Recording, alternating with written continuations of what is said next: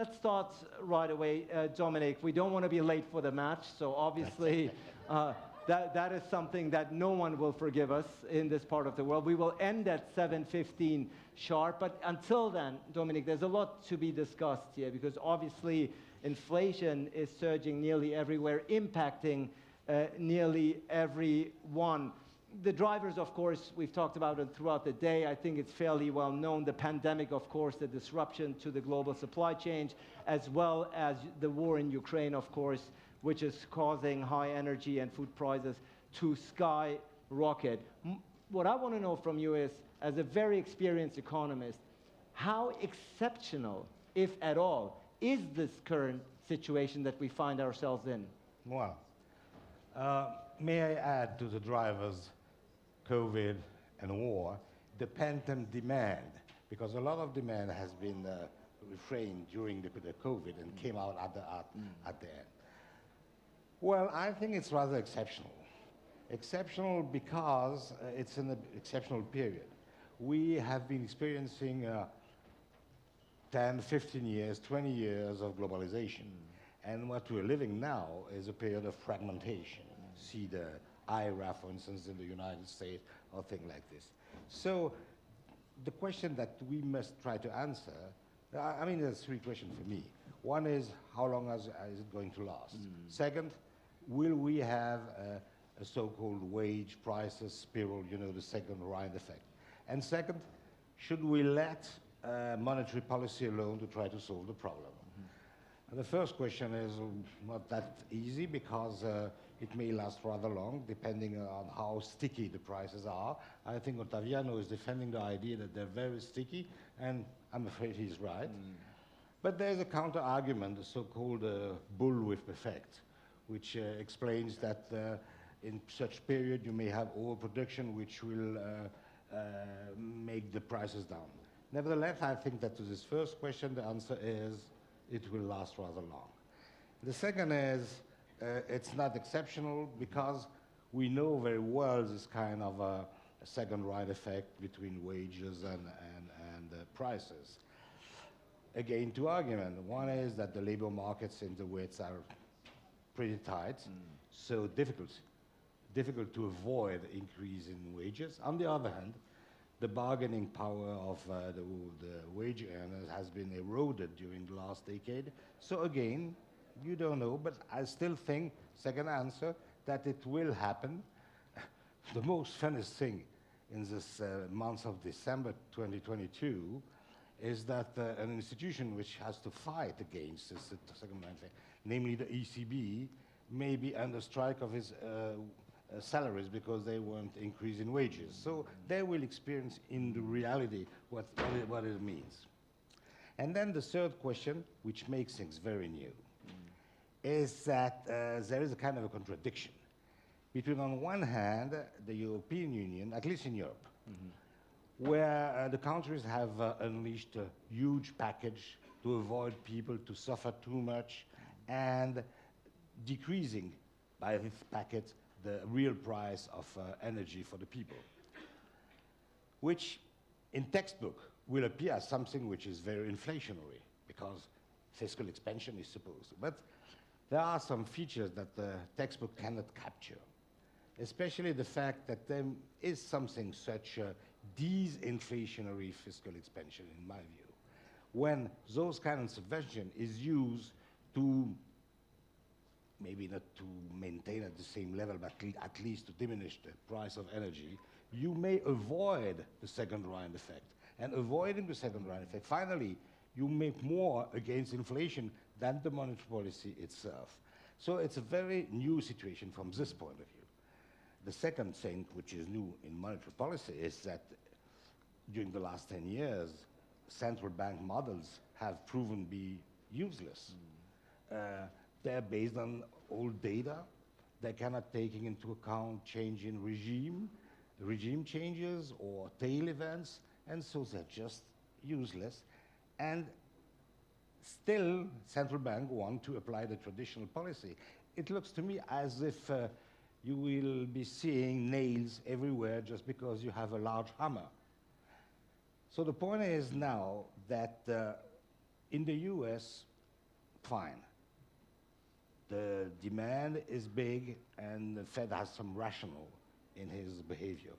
In Europe, where obviously a large part of inflation is imported, I cannot believe that it's the appropriate policy. You know, it's having a generalized monetary policy tightening where the excess demand is localized is something which appears to me a bit ridiculous. Last point, because we have the match. I think that most, at least in Europe, money policy makers don't know exactly what to do. Peter Wunsch, the governor of the Belgium National Bank, just delivered a speech saying, oh, what we learn in this situation is that we don't know a lot about inflation. Yes, of course, but you're supposed to. And then he said, we, as policymakers, we lost our moorings. So the ECB is now flying blind. And that's, for me, a big difference compared even to the previous period where Mario Draghi was at the head of the ECB, and probably the big threat for the coming years. So clearly a lot of food for thought that you have given us in your answer. We will, without any doubt, dive much further and deeper into the subject matter as this discussion involves. But Masoud, let me bring you in here at this particular point. You're a very experienced economist yourself. The situation that we find ourselves in, clearly we've seen the patterns before over the years, in the 70s in particular, every now and then. Is there any element of the situation that we found ourselves in right now that is unique, that is distinctive from previous occasions? Well, I'd say a couple of, I think is what drove it. And as you've just discussed with Dominique, you know, we had COVID. We had the response to COVID. It's a big stimulus thrown in every country, and that's the stimulus we're now seeing working its way through the system. And then we had now the food impact coming through, the war in Ukraine, energy prices, oil prices. So I think those are the factors. But what I would focus on is just 2 points. You know, the first one I would make is that we can see the numbers on, the latest numbers on inflation show some slowing down of the rate. But slowing down is not the same as stopping. And also, if you disaggregate it, see, it's second-hand car prices in the US and oil that seems to be, but labor market is still very tight. And the big worry I have is that you could get yourself into a situation where the second-hand car prices and oil go back to mean, but the sort of the average mean reversion, but you could still have tight labor markets. Then you get into that stagflation of the 1970s, when it's very hard to bring the inflation levels down without really hitting on unemployment. So the thing we should be worrying about is what's next year going to look at, what are the dynamics? And then that, of course, leads you to the risk that we will be worrying a year from now about the impact of recession. So Europe certainly is going to go through a recession in some way. US technically is recession, not a recession, doesn't matter so much. It's going to be very low growth if you're going to deal with it. And then you come to all the emerging markets, because I think that's what's the meaning of all this for the emerging markets. And that's my second point. You know, if you look at the emerging markets, whether it's in the Middle East, North Africa region, whether it's in Africa, whether it's in Latin America, inflation is increasing everywhere. This is a broad-based phenomenon. Governments have been trying to manage it. They're also being hit at the same time by the sharpest fall in emerging market currencies compared to the dollar since the Russian 2008 crisis. Their bonds have dropped in value. Their access to financial markets is more limited because when interest rates go up, international investors pull money right back out of emerging markets. All the portfolio flows start flowing back out because they don't need to go. Why should they go look for an investment and get a higher yield in a country outside their comfort zone when they can get 6, 7, 8% at home? So that's going to affect it. And this is quickly turning into a fiscal problem because most countries have tried to keep the price of food and energy down through subsidies. Subsidies are running at 3% of GDP in the MENA region now. Next year, let's hope we get a little bit lower, but they're still going to be very high. That subsidy bill comes on top of already stretched finances. That leads them into borrowing more, which is then making debt problems worse for a whole range of countries that were already on the margin of having as much debt as they could handle. That debt is also more expensive because the interest rate on the debt is going up. So I guess my point to you, Ari, is that I think we are going to have a very difficult 2023 when we have to balance social pressures which will stop you from raising energy prices, food prices, getting rid of subsidies in most of our countries, and financial pressures which are going to tell you you need to tighten up because the markets are now downgrading your debt. Look at the number of countries and see what's happened to downgrades. More downgrades this year than in any other year in the last 10 years. Look at the rates people are paying, and you're going to see next year that big tension, which is going to be very hard to manage. So we're looking at a tough 2023. I think so. That's unfortunately not good news for anyone here in this audience or beyond, considering the hardship that some are feeling already. But thank you nonetheless, Masood, for your very realistic assessment. And you said, of course, correctly, this is being felt and experienced all around the world, Harinder. But the truth is, it is being felt and experienced differently around the world, isn't it? What are the differences, say, between somebody who's based in Marrakesh as opposed to somebody based in DC where you are? Well, you know, the work I do, which is focus on emerging markets, development, and global. So let me come from that perspective. But let me start with your question. How unusual is this period? First, this is the worst inflationary period we see in the last 20 years. That is correct. But the reasons for this inflation are different, as MD Strauss-Kahn has emphasized. COVID is thrown in, Ukraine is thrown in, supply chains is another big reason, and Masood has emphasized. But I want to add to that that inflation rates are different in different parts of the world. It's not uniform. And some parts, I slightly disagree with Masood here, I suspect that inflation in the US has peaked. You can argue about that. And what we are seeing uniformly this time, that not just the US, the central banks worldwide has started following the Federal Reserve.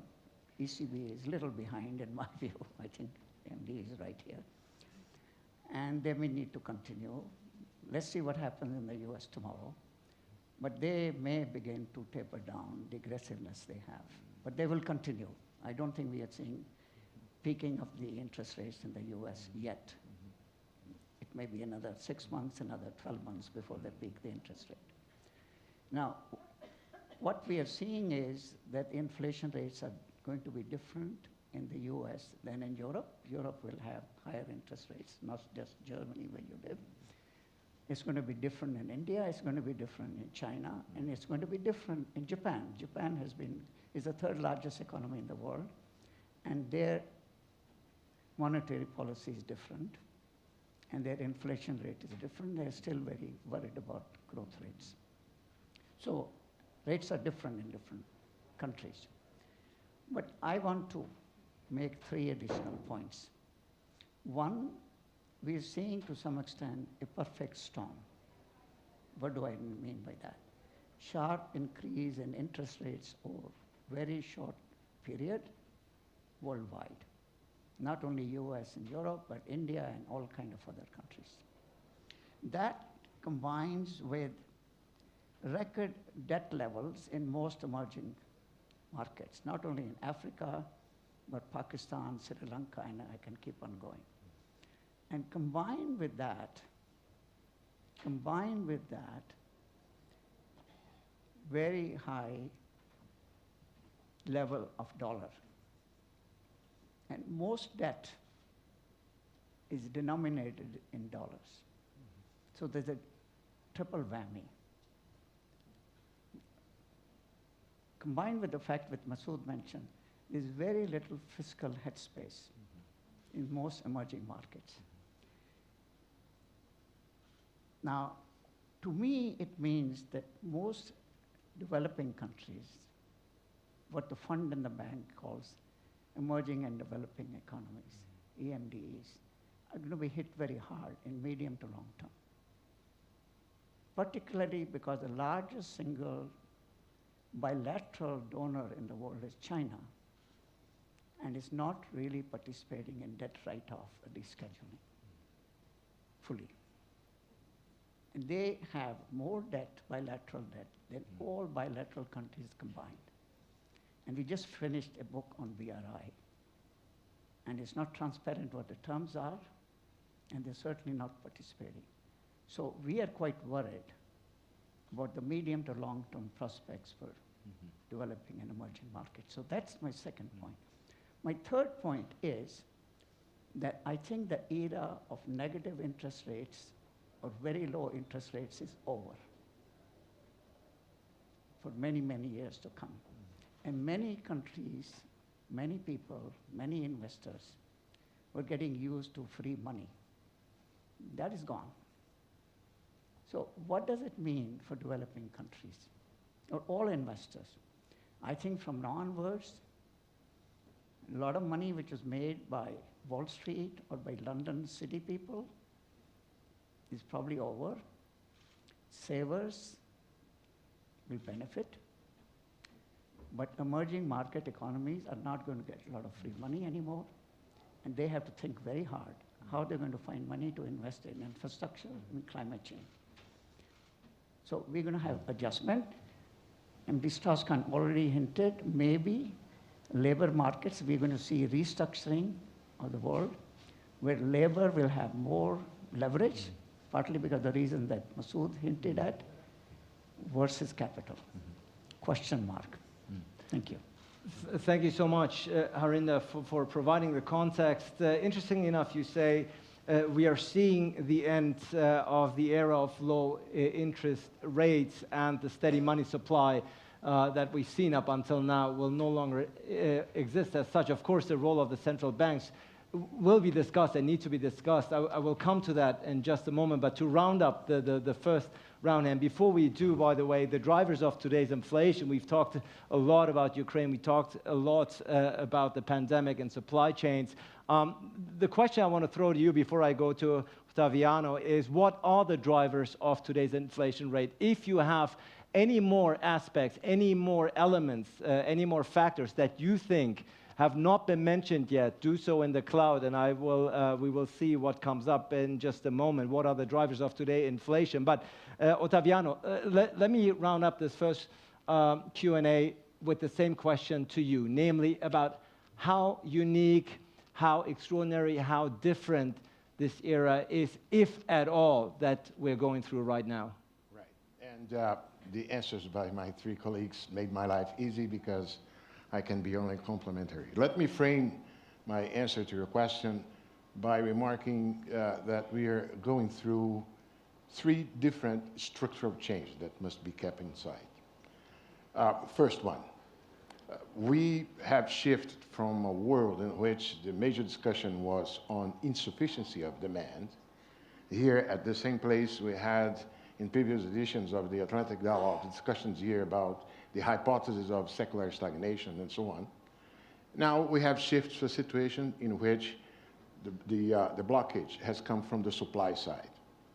And several reasons for that. The pandemic gave us the war, the Great Resignation, which is a phenomenon that has not been fully understood but is real. The rate of labor force participation in the US, for instance, have never returned to the levels pre-pandemic levels. Whatever be the hypothesis, because of health issues, because of people could retire early, because of the levels of wealth obtained by valuation of assets, whatever be, and the shrinkage of global labor flows. It's impressive how no entry of new immigrants in the U.S. has made this impact on labor force. And we go more. And there is another one, which is the change the word with respect to the trade-off between efficiency and resilience. Abdelaziz and Mahmoud Abush and I made a research for The Atlantic, and we may have been very much optimistic when we thought that the shocks, not only the climate-associated shocks and pandemic and geopolitical shocks, would limit the impacts of the reshuffling of global value chains to national security-related sectors. Maybe we were too optimistic. We don't know exactly where this is going to, where the new definition of strategic sectors will go up. But we are watching. The U.S. has become the major protectionist economy in the world, the best economy. And this has cost implications. So the balance between resilience and efficiency has tilted against efficiency, and this is a source of shocks. So, Masood, I fully agree. The data coming yesterday showed clearly how, at the margin, the core PCE, the most important index for the Fed, has really, in the last 2 months, reached a peak. There will be an inertial inflation through the service and so on. But the fact of the matter is, regardless of whether this current bout of inflation has peaked, we are now in a new era in which the shocks are coming from the outside, from the supply side. But there is a second point as well, as a consequence of this, which is the end of the era of cheap and fully available liquidity by the central banks. This has changed. We have the whole decade. Dominique pointed out quite clearly how the absence of fiscal policy as a proactive instrument, particularly in the case of the US, but also in other parts, laid the whole responsibility for countercyclically combating the tendency to stagnation to the central bank. This functioned to avoid crisis, but it has also had some side effects.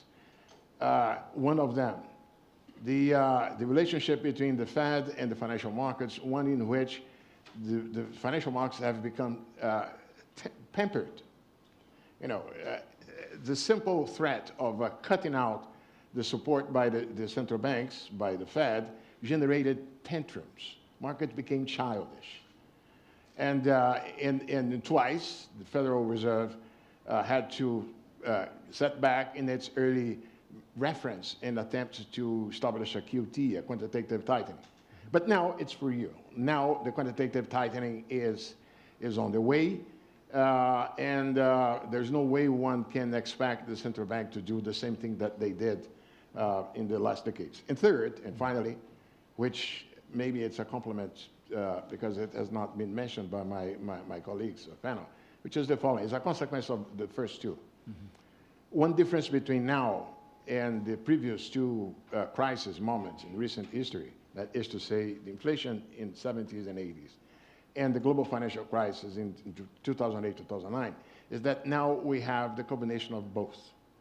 Debt has increased dramatically, not only in emerging markets and developing economies, low-income countries, but there was a metamorphosis of finance, with the banks being, curbed by the regulations enacted after the global financial crisis, but the degrees of leverage of companies through the non-banking financial institutions is something that has not been in the radar, not of regulators.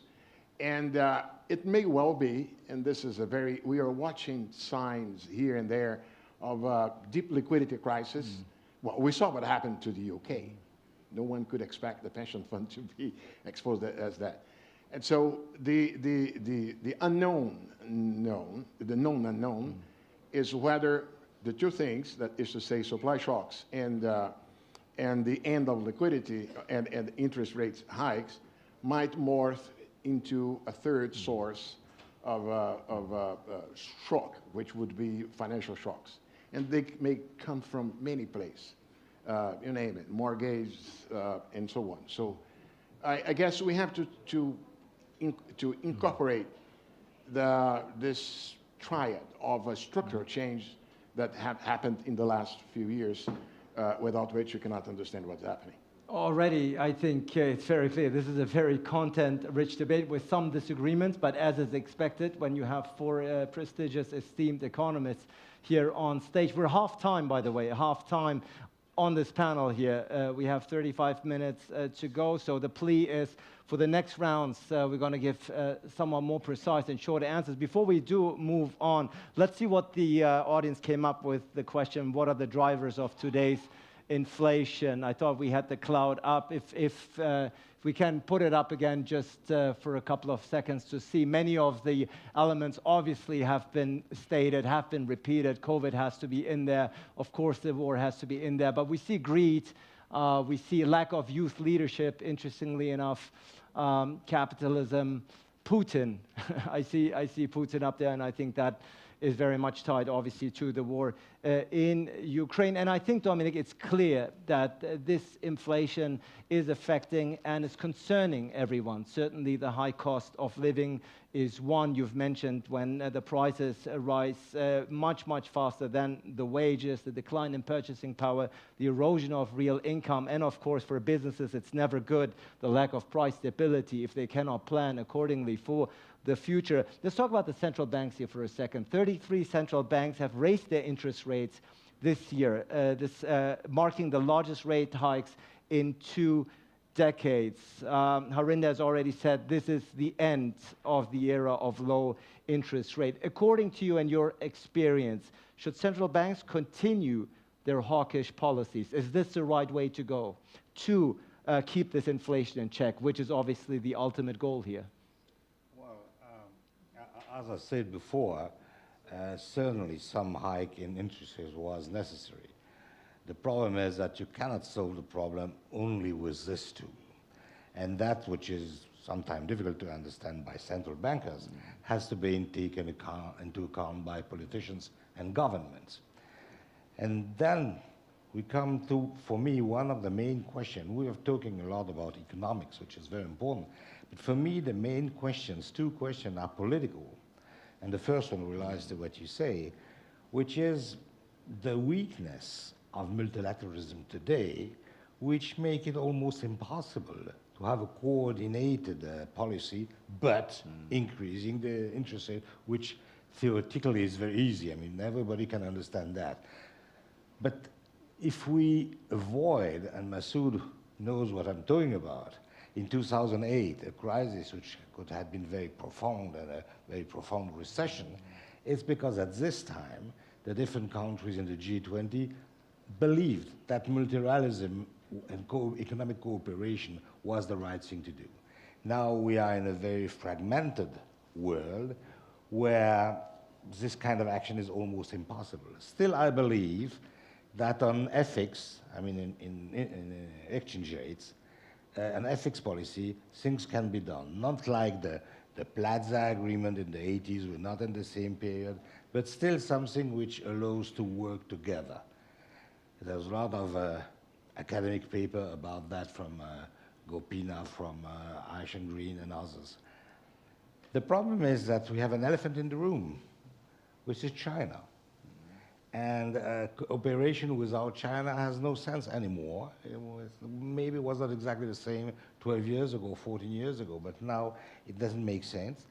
And cooperation with China is now certainly has economic consequences, but it's a political problem.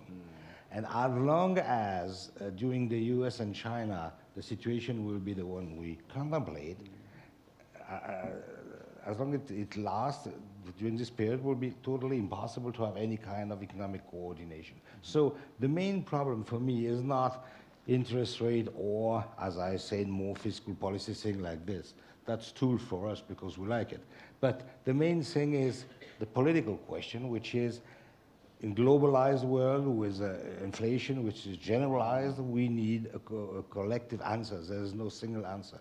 And the collective answer cannot be only the answer of 33 or 43, I don't remember exactly, 33, central banks. It has to go further and be the action of governments and IFIs, and I will come to IFIs later on, because there is a second, I'm stopping here, but there is a second political problem, which is the possible revolt of the poor, let's say, well, of emerging and developing countries who are now in a situation which is a bit bitter to swallow. They don't accept the fact that rich country or European countries for the war are deciding something at their cost. So I think there's a big role not only for cooperation in between governments, but also for the IMF to go back to his core business and renew the lending process. You know, you remember, all of you, that SDRs, a lot of SDRs has been launched 2 years ago now, with a lot of promises to give them to emerging and developing countries, but very few has been done. So we have to go back to a real safety net for those countries, and that's part of the global solution. The global solution very much being emphasized by Dominic Strauss-Kahn. We're talking, of course, Masoud, about the consequences of inflation in the world, but more specifically also in the wider Atlantic. Dominic Strauss-Kahn says, yes, of course, you need domestic policies, but the international cooperation aspect here is very much needed and somewhat, if I understand him correctly, in decline. Would you concur? Yeah, so I would say two things in response to that. First, at the national level, look, for 10 years, central bankers have had a very nice time. Everybody saw them as the saviors. Lots of easy money after the 2008, 2009 crisis. 10 years we've had lots of easy money. People have made money. Asset prices have gone up. Everybody loves the central banker, right? Now, they've got a next 5 years, very different job, which is actually to manage the pulling back. So they're going to be the brake in the system. They're going to be the people who make your life miserable. The politicians on the fiscal side will sort of wash their hands a bit of it and say, look, you know, Germany is providing more fiscal stimulus right now than any country pretty much. And then you suddenly start saying these central bankers are really the problem. So one thing I think, if I were a central banker, I would say this is a good moment either to develop a thick skin, you know, or to take early retirement, because the next 5 years not going to be good for you, you know. Second thing I want to say is international cooperation. All our projects of multilateral cooperation are based on the assumption that it is a cooperative world, and the machinery that we provide for cooperation is ways to harness the spirit of cooperation that is supposed to be the prior before you build the machinery. We are now in a world where the prior no longer holds. We are a fragmented world. I live in Washington, and if you were sitting and having this conversation in Washington, by now we would have had 5 times the problem of China in the conversation. So the United States and China are no longer competing. They're adversaries. They will be adversaries for the next decade. And in that context, what we need to design are mechanisms for solving problems in a non-cooperative world. And we don't have that, because, you know, our machinery is based on a very different assumption. The last thing I would say, Ari, is that, you know, we talked a lot about problems of debt. Debt problems are quite widespread now in many, many countries, emerging markets, low-income countries, Latin America. Debt levels are quite high. And every newspaper has an article once a week about how many more debt defaults we're going to have next year. You know, we're going to have a lot of problems. My personal view, I go out on a limb on this, because my personal view is that you will not have as many defaults as people are saying, because the price of default for politicians is very high. If you default, you're not going to be in office for very long. You'll be replaced. But the way to solve your high debt problem, if you're a politician, is you do everything to avoid default, which is you cut back on investment spending, you cut back on social spending. So the real outcome of the debt problem will be a decade of lost development rather than a series of defaults. And that, I think, is, we won't see it, because, you know, if there's no default, there's no noise. But 10 years from now, we will see the result of it. Arinda, picking up on what Masoud left off with, and also Dominic, of course, as somebody who spent more than 25 years of his distinguished career at the World Bank, are we seeing a decline? Are we seeing a diminishing of international cooperation, particularly at a time like this when perhaps it is needed most? Well, instead of giving you a long answer, let me give you a short answer. The answer is yes. And at the same time, I think a lot of problems we are talking about do require much stronger international cooperation. So I think the international organizations, international cooperation are missing in action just when you need them the most, and let me make it real so that people understand that. If I were in Egypt, or if I were in Cairo or Colombo, I will talk quite a lot about food prices. If I were in Berlin, like you are, or if I were in Frankfurt, or anywhere else in Europe, I'll talk about energy prices. Where is the origin of the food prices crisis? It's blockage of grain shipments in the Black Sea.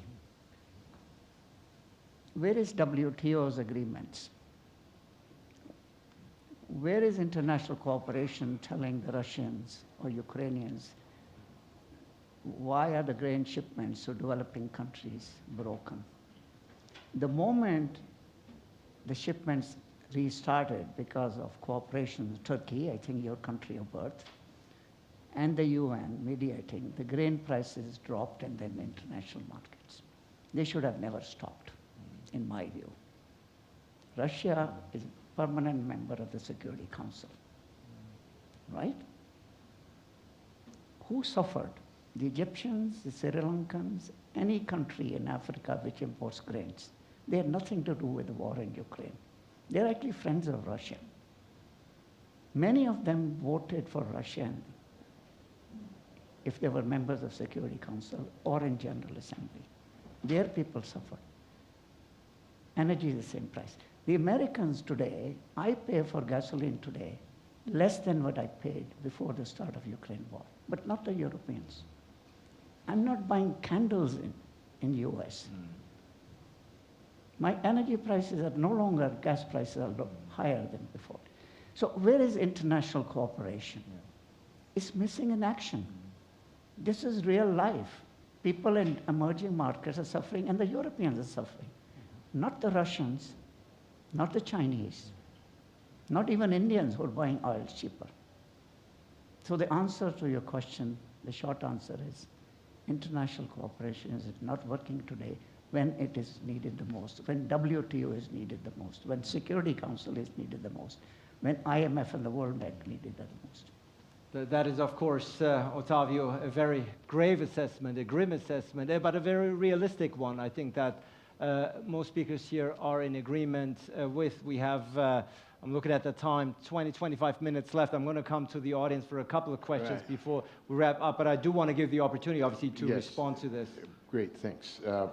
No disagreement, but I would say one must compliment my colleagues with a couple of things. First of all, the landscape in the case of emerging markets is very heterogeneous.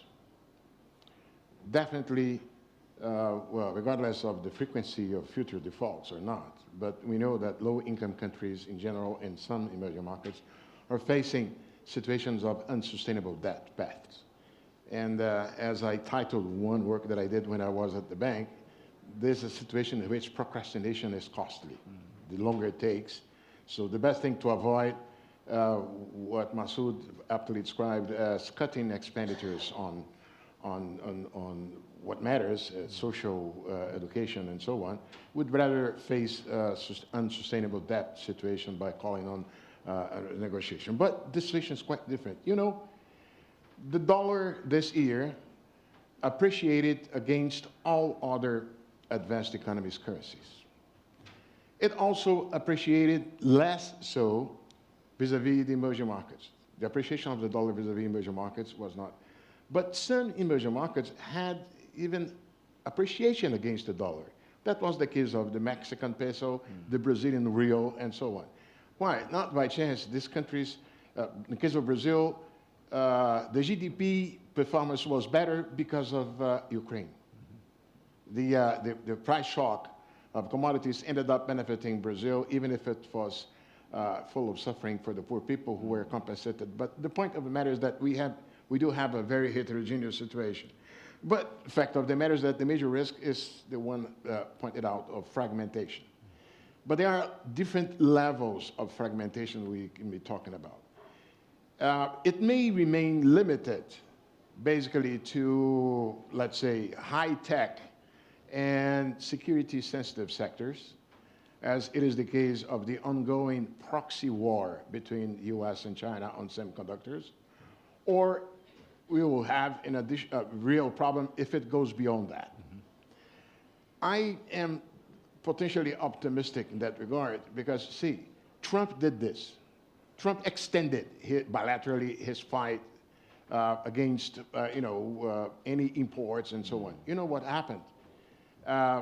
The U.S. manufacturing industry suffered a lot.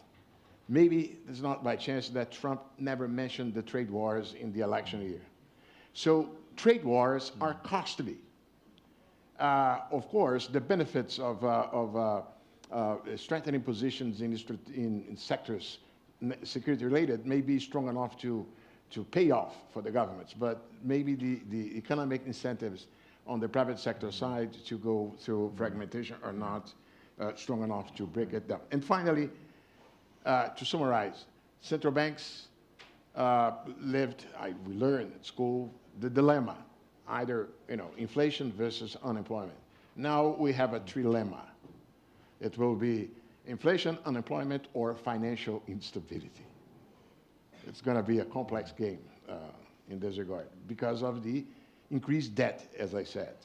That's undeniable how the corporate sector, households, and so on have incurred in huge indebtedness along the last decade and since the pandemic. Certainly our distinguished speakers are filling our title, The Consequences of Inflation, with a lot of life, with a lot of content. And of course, we're also asking and have been asking how to keep inflation in check, something that obviously have been answered from all speakers. I do want to give you a chance to come to you, but also get the cloud in one more time about how to keep inflation in check. Obviously, this is something very difficult to put in one word. We all know this, but we'll try anyway. After asking what the drivers of today's inflation is, we're asking how to keep inflation in check. We'll keep this cloud running, but in the remaining 15 minutes, I'm going to come to you, but I have to ask you to be extremely disciplined. You have to be cooperative here and be a team player and be very precise and short in your questions so that we can actually finish this pertinent session here on time. I think microphones are standing by, and yes, please, I'm going to come to you. I'm going to combine the questions and then come back to you for one final round, please. Yeah. Oui. Ma question est relative à l'inflation en liaison avec la nouvelle politique industrielle protectionniste des États-Unis. Gerald Powell has started the war against inflation until the job is done.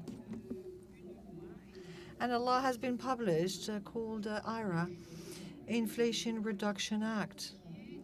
IRA, that is eventually a policy of support to the energy transition. In other words, the United States are subsidizing very strongly all kinds of industries in order to take the leadership of the clean tech, which will, of course, push the development research strengthen to facing to China and relocalize, because there is always this problem of relocalization of industries that were in China, but are at the same time on Western land that would not benefit from those subsidies. Yes. I have to ask you to wrap up, otherwise we won't be able to get any questions in.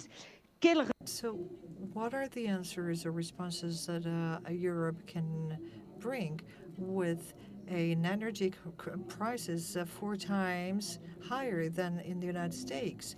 So taxing American products is called is a commercial war, lodging an appeal or claim to the World Trade Organization seems very difficult. So how the EU can create a strength, an equilibrium in these kind of context? More Oui, precise. je vais Thank aller you. très vite.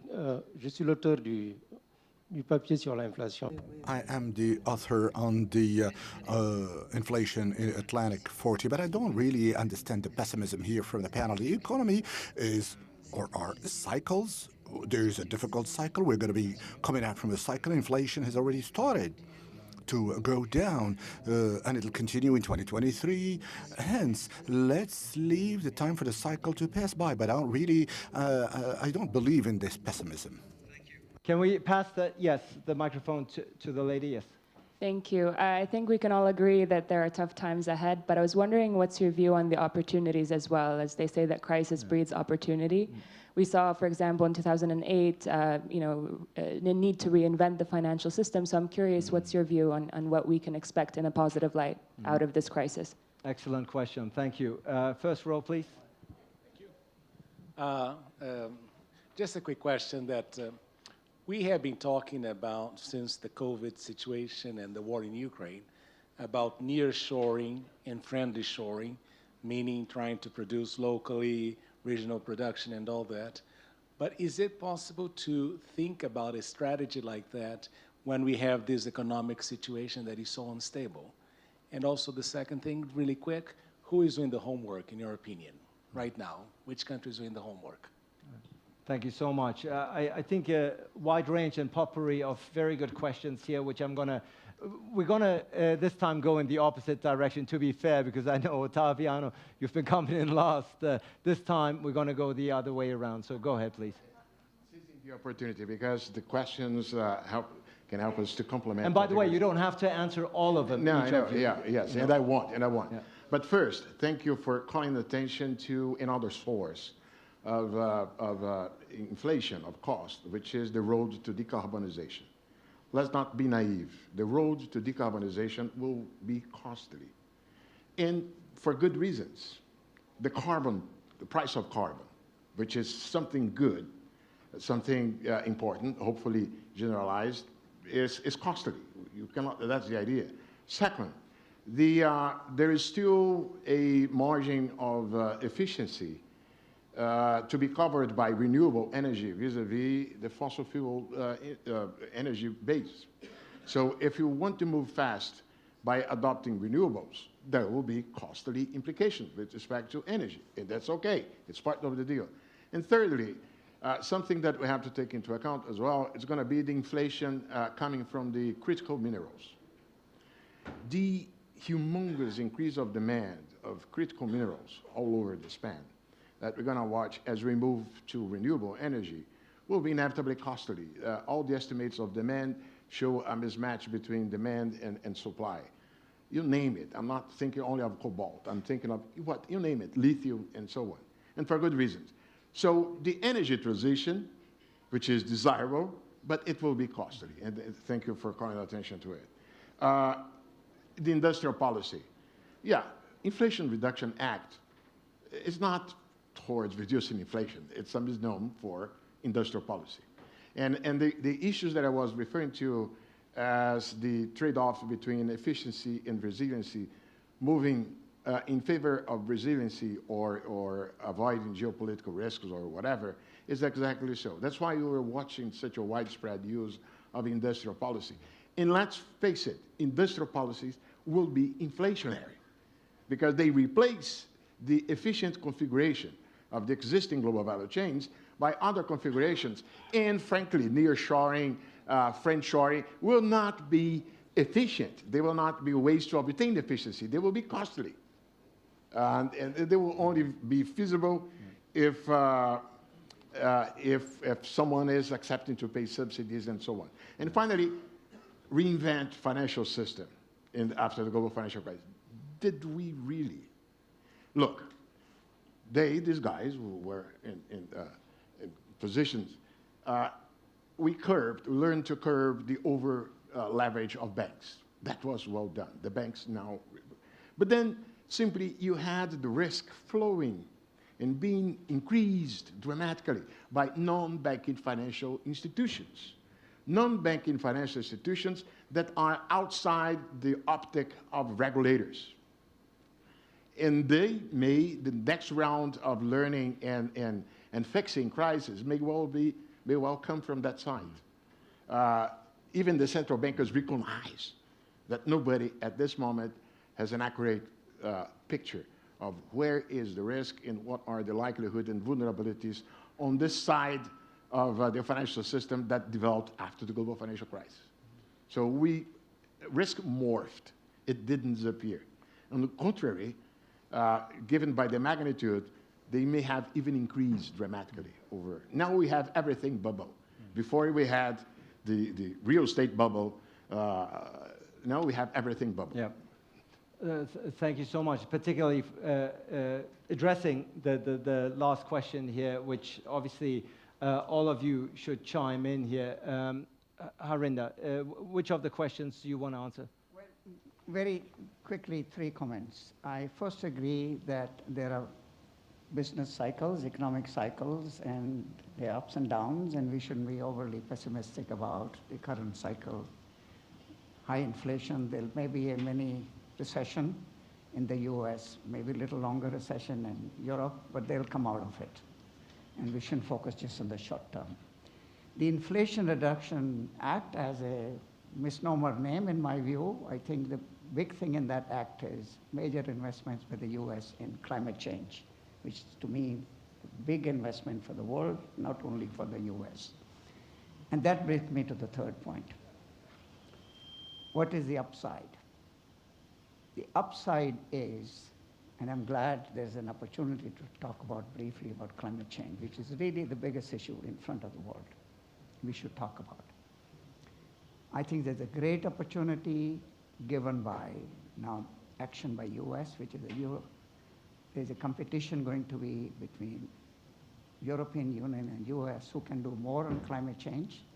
If it persuades what President Macron said last week in Washington, that he'll get the European Union to compete with the US on more action on climate change, is very positive. They will now join, hopefully someday, China to act on climate change more proactively. There'll be more cooperation, I hope. That's the positive thing, in my view.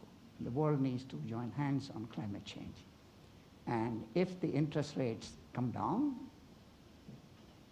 to perhaps 2%, 3% in real terms, that will now allow the world to invest more. There'll be new technologies.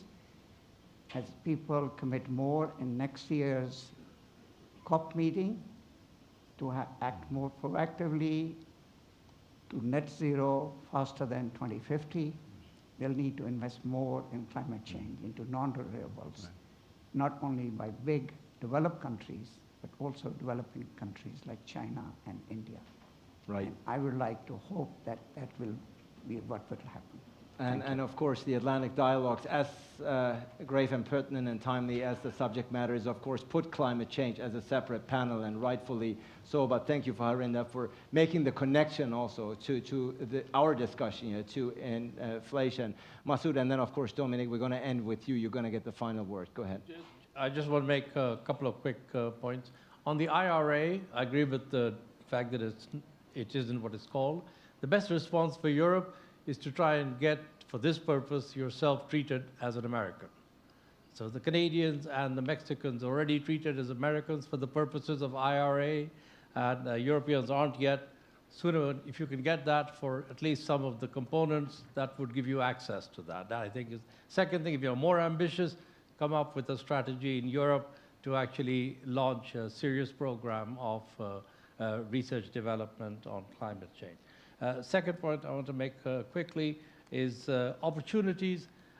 Look, the big opportunity is that one consequence of the disruption of gas and oil from Russia, which is going to last now, will be a permanent shift on gas, is going to be a search for alternative and cleaner energy. Short run, everybody's going into doing what they can, more gas, a bit of coal, but longer term, they'll want cleaner energy in Europe.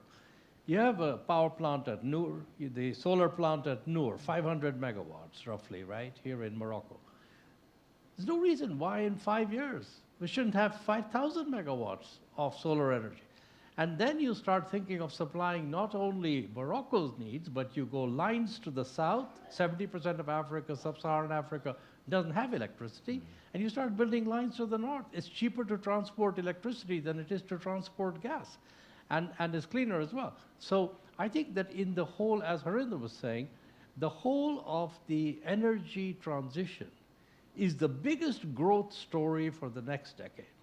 And I think emerging markets that get their policy framework right, that have a coherent industrial strategy, and that have a strategic relationship that enables them to be seen as friends for the friendshoring, will be able to really take advantage of it. I think Morocco, I personally believe deeply, is very well placed to be a hub for supplying part of that growth story for the next decade. On the decline in inflation, I fervently hope that you are right. I fear that it's easier to go from 8 to 6% inflation, much harder to go from 6 to 2, and we may find that it takes a little bit longer, but I fervently hope that you are right. Thank you so much, Masoud, for pointing that out. We're coming to the end of a very invigorating, sometimes thoughtful, depressing debate. I'm not going to use the word depressing, but certainly thought-provoking, Dominic. Many of the questions, of course, you can answer all of them. Perhaps also take a deeper dive, if you will, into the question about whether the situation that we find ourselves in right now can trigger transformation of the global economic system as we know it. At the end of the day, we all know inflation can lead to long periods of instability and even undermine democracy. Is this opportunity in crisis? Is this a good time to rethink things? Well, let's start from one of the questions Masoud already answered, which concern what kind of reaction we may have in Europe facing the IRA. I think he's perfectly right. Retaliation is ridiculous.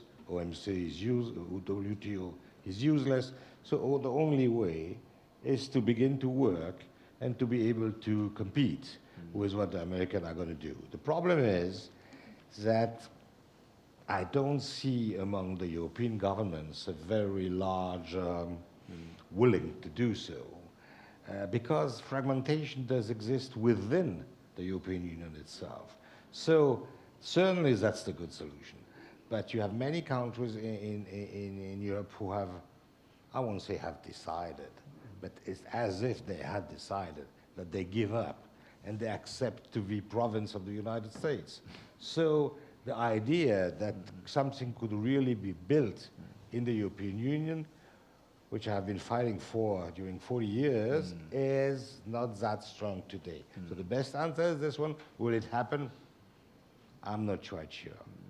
Then to your point, it will be a big change and an occasion to change. Many other changes like this will take place, but you will have winner and loser. The question is not to let the things go and see who wins and who loses. The game would be to be able, at least, that everybody has some benefit of this change.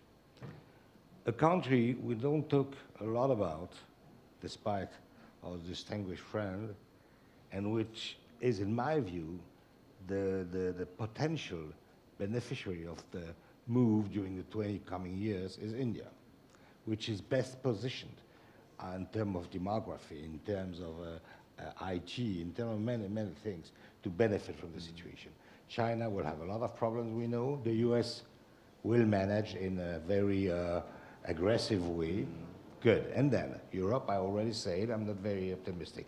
Then we comes to Africa and Latin America. And the problem is to avoid, especially Africa, to be finally the loser in this story.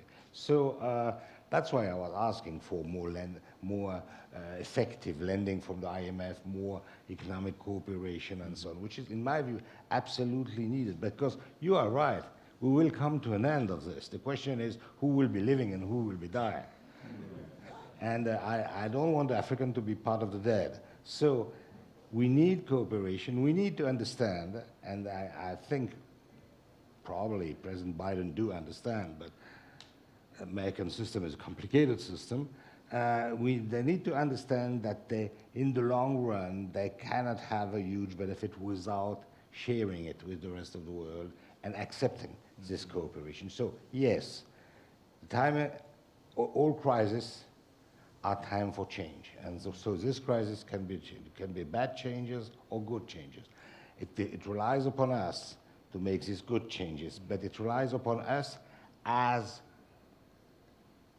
a collective body of countries. Some are more aside, China today, okay, we have to deal with that, but we have to work every day to have this international cooperation coming back. It's a very weak level today. Many will say it's dead. I don't believe this. Several times in the 20th century, things like this have been said, and finally we succeed, we'll all together succeed to have more economic cooperation. Economic cooperation goes today with political cooperation because there's no economic which is not geostrategic. So economic and political cooperation has to increase with those who wants to go forward. And in this case, we could have a lot of benefit from this crisis. Again, taking into account that we have to build safety net for the most vulnerable. If the right lessons are being drawn and the right mechanisms are being implemented. The consequences of inflation, ladies and gentlemen, I think I speak for all when I say this has, in the past 75 minutes, we've witnessed a very fascinating discussion, many facets to this issue called inflation that is affecting us all, and from what I gather, Masoud, will be affecting us for quite some time to come. Dominique Strauss-Kahn, Ottaviano Canuto, Harinder Kohli, and Masoud Ahmed. Thank you so much. This is your applause. Thank you. Now, ladies and gentlemen, it is my understanding that in this room, the semifinal, by the way, Dominique, you are a Frenchman living in Morocco. Two hearts beating today? As many Moroccans say, it's a fight between Papi and Mami. It's very difficult.